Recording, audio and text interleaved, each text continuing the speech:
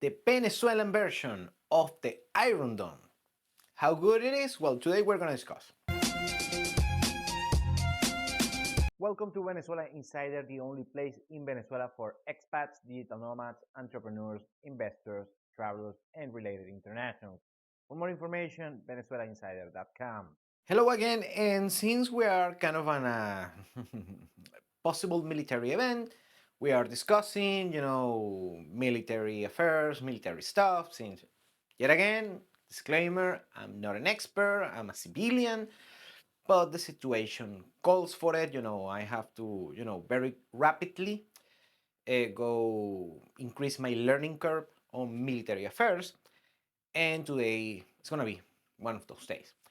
Today we are going to review how good is the quote-unquote Iron Dome of Venezuela, because indeed Venezuela has actually some decent military equipment, and today we're going to review a little bit on what Venezuela has regarding military capacity and how it can fare against the US military. So let's start. First, we have to, address the elephant in the room. If the US goes full steam with their military might in Venezuela, they are going to win.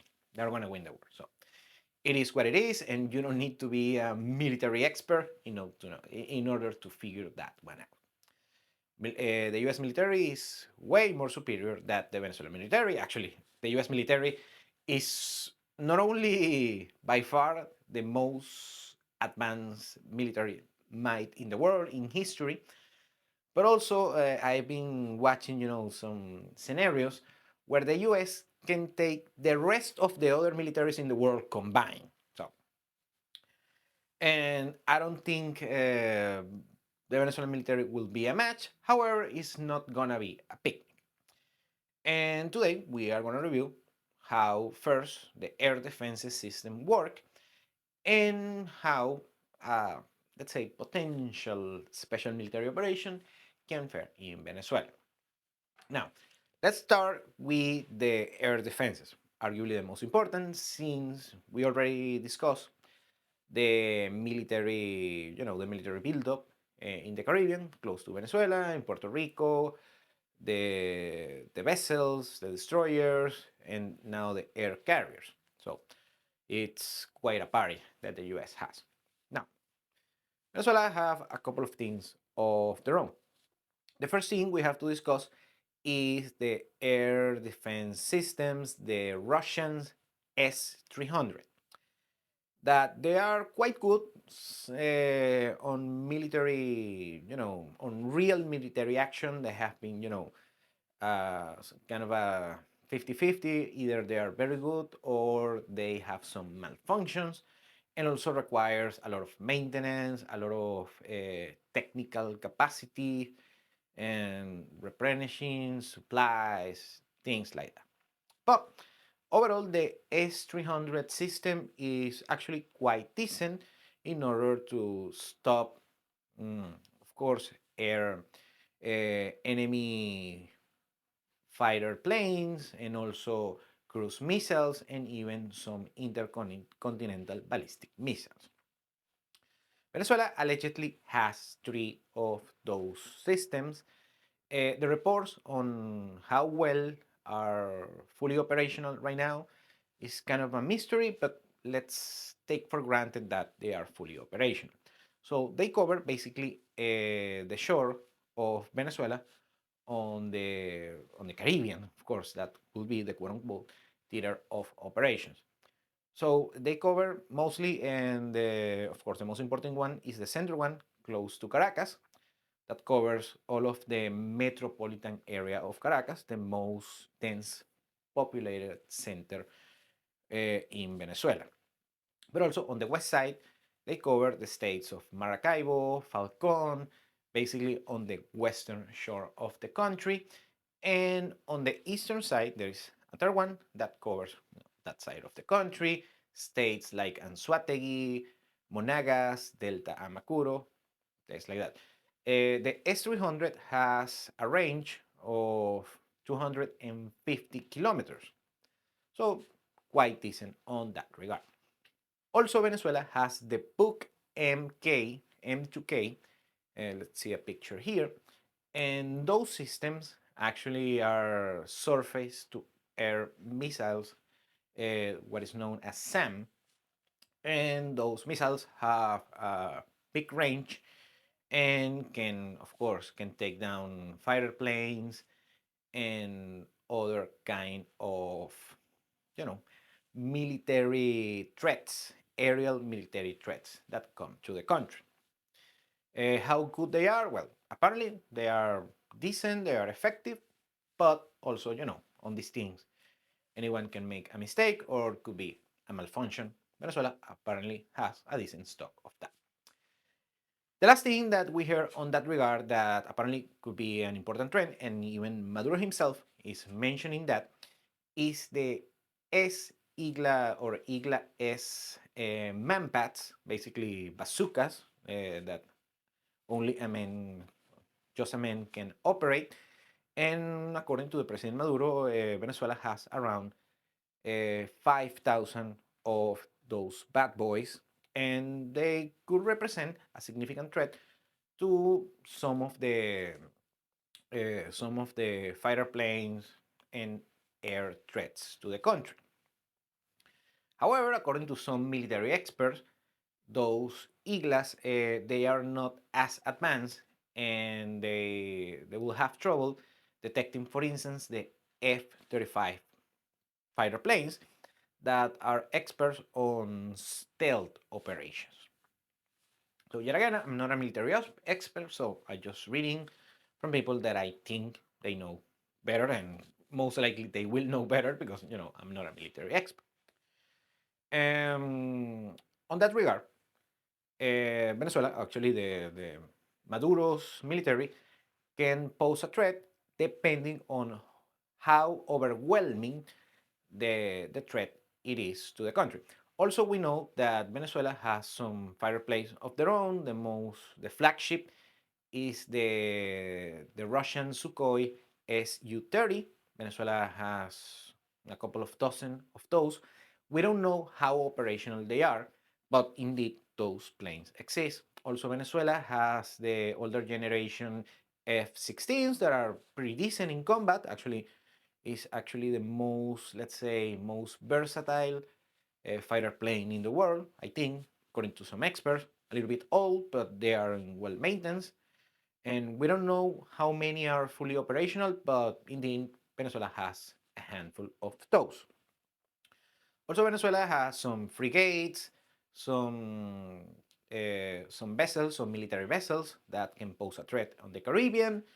There are some speed boats that came from Iran, military speedboats that can be armed with cruise missiles that can also pose a threat to the US military. Going again with the sun missiles and the air defenses, Venezuela has several of the S-125 Pechora.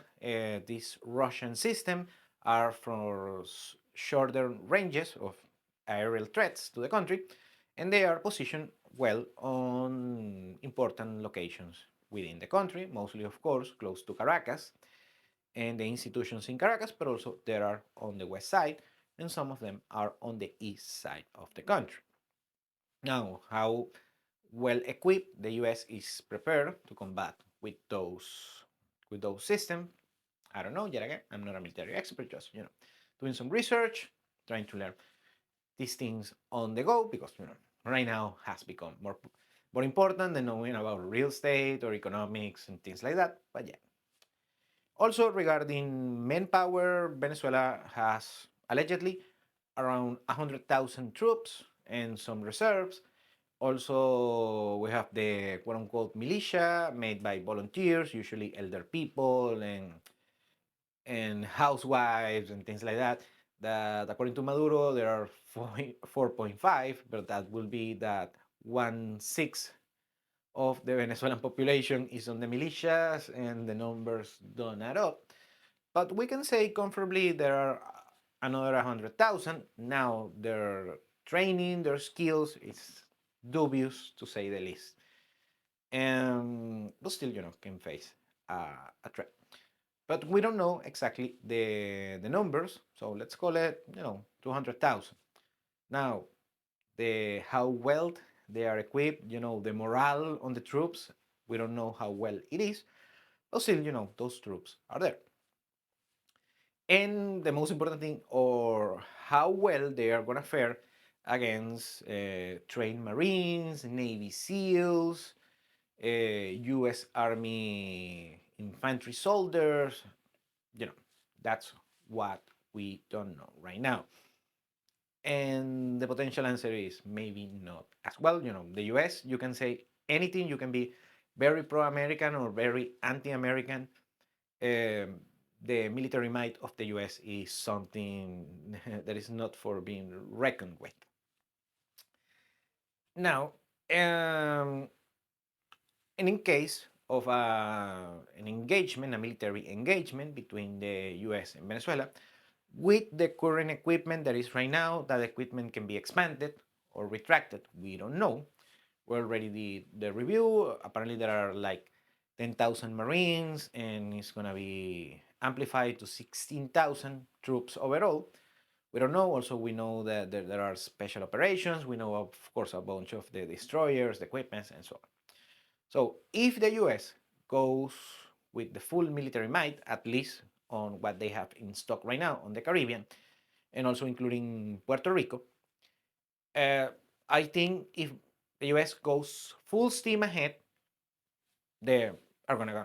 And it is what it is. I mean, I'm not a military expert. You can tell me if that's the case or not. Now, if what I think they are going to fail militarily, yet again, I'm not a military expert. Please correct me if I'm wrong. If they go, tiptoeing just a handful of things every now and then, I don't think they're going to I don't think the US is gonna win that war if they just tiptoe just little things. Because also we on the review that we did on the military equipment, we mentioned that the US has like 200, 300 Tomahawk missiles. That those cruise missiles are, according to the experts, the best cruise missiles in the world. So if they are used, just a handful of them is not gonna cut it. Depending, of course, the what are the objectives of the special military operation. We don't know the true objective of that, but if it's just a handful of them, a little thing every now and then, I think it's not going to be consequential. Now, if the US uses the full military might that they have at their disposal on the US Southern Command, the Southcom, that's when I mean, the outcome is going to be, the most predictable outcome. The US will, quote unquote, won the war. Now, don't underestimate Venezuela regarding the counter offense that they might pull, because there are also, they have Russia involved somehow, Iran, China. I don't think China is involved militarily, but yeah, it's classified, and I work with open source information. And how it's gonna unravel? Well, honestly, I don't know. I'm not an expert, but the thing that I can tell is not gonna be Vietnam, it's not gonna be Syria, it's not gonna be Iraq, anything like that. I think if a military engagement happens, it's gonna happen quickly, and the outcome is gonna be from one way to another. It's gonna be quick. That's what I think. Yet again, I'm not a military expert. And the outcome will be in favor of the US if they go full steam ahead. And if they do just a handful of things, I think they are going to fail. Yet again, I'm not a military expert. They have people on the Pentagon and places like that. Of course, they know what they're doing. And on this particular case, I don't. I mean, not on the military, anything like that. So, well, that will be all for today. Just a little review on Venezuelan military capacity. Thank you for your attention. Thank you for watching Venezuela Insider. Please like, share, and subscribe. Follow us on social media. If you want to work with us, venezuelainsider.com. Thanks again and have a nice day.